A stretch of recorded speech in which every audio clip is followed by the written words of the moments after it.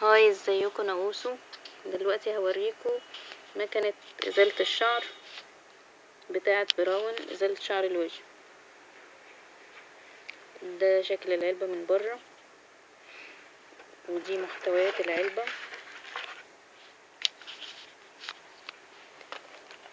ده الجهاز،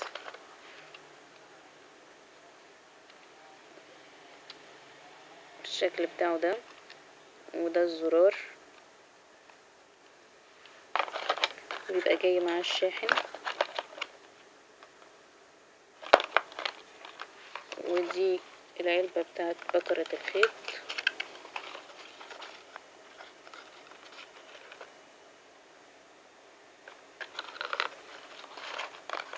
ودي علبة البودر اللي بنستخدمها بعد ازالة الشعر عشان الاحمرار.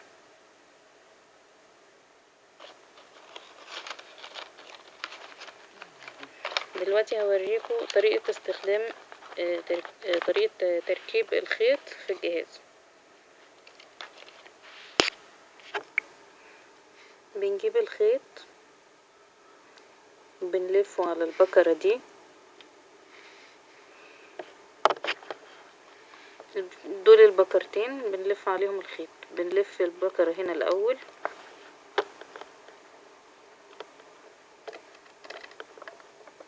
نلفها كده لفتين،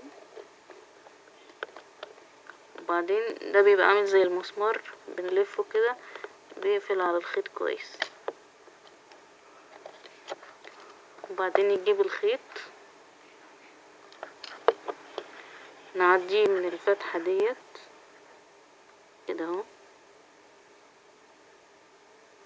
ندخله جوه الدايرة دي، وبعدين ينزل وندخله جوه السوستة كده، وبعدين يعدي الخيط من الدايرة التانية دي، ونيجي بالخيط نلفه على البكرة التانية كده اهو، ونقفل البكرة عليه.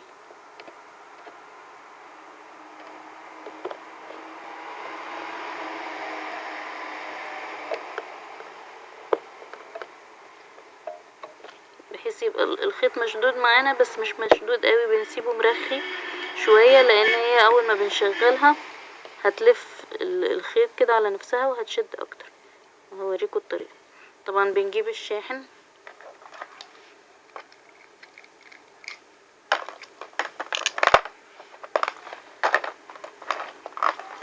وبنشبك الشاحن من هنا. ده مكان اللي بنحط فيه الشاحن من تحت، بنوصلها كده،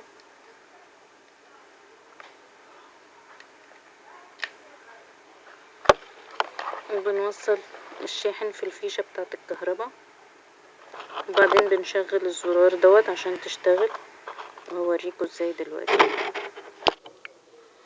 كده احنا وصلنا الشاحن بالجهاز، ووصلنا الجزء التاني من الشاحن بالفيشة بتاعة الكهرباء. هنبتدي نضغط على الزرار ده، نرفعه لفوق كده بحيث ان الجهاز يشتغل كده اهو. هي فيها كشاف بحيث يزود الإضاءة، وبتبتدي تعمل زي المقص كده، الفتلة لفة على بعضها، وهي بتبتدي تعمل زي المقص عشان تشيل الشعر. طبعا هي بتستخدم لإزالة شعر الوش. وعلى الصورة برضو في رسمة للإيد والرجل، ممكن نستخدمها للإيد والرجل. بنبتدي نمشيها كده على الإيد أو على الوش في عكس اتجاه الشعر، وهي بتبتدي تشيل الشعر.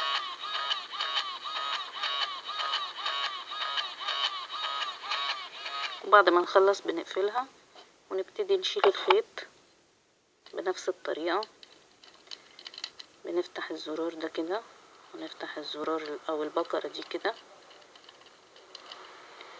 ونشيل الخيط من الدايرة دي،